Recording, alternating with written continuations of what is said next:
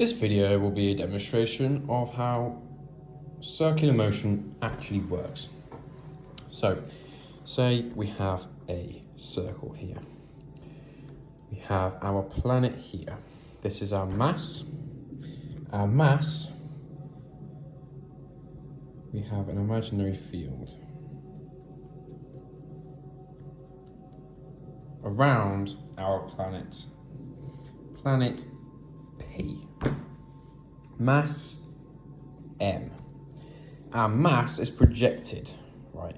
It has a force applied to it here. We'll call this F. This will only be a single time force, a one-time force, and it will project this in a straight line until it reaches some point in this field, right? So as soon as it enters the actual zone, it will be pulled towards the center. So let's say we have a perfectly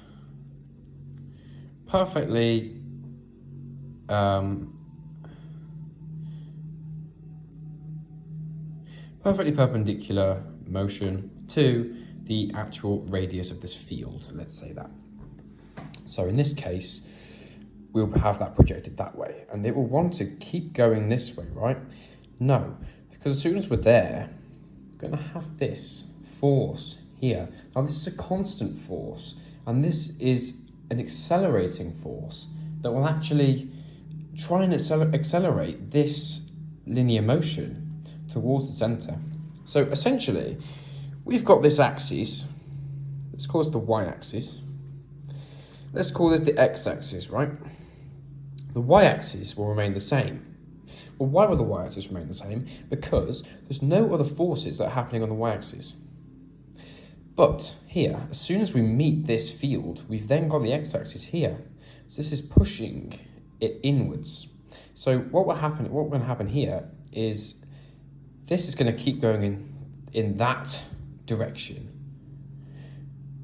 But we're accelerating that way. So this particle is going to keep moving this way, and then it's going to be pulled towards the center. But it's going to be pulled towards the center like that. So let's say by the time it moves a tiny little bit there, it's being pulled slightly over, but the speed is remaining the same.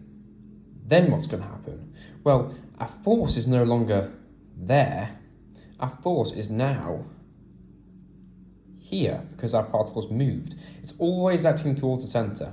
So now we can then shift the plane because we now have a new y-axis, because this tangent here will always be perpendicular to the centripetal force, which is the gravitational force here, to planet P. And this is going to keep happening over and over again. This is a large representation.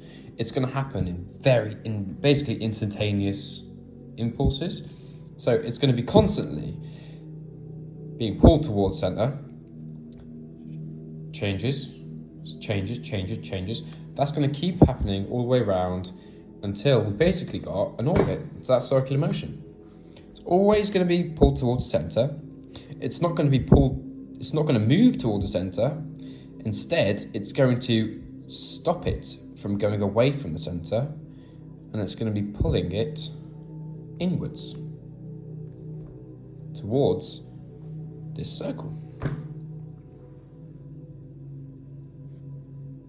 This means that the force, or the actual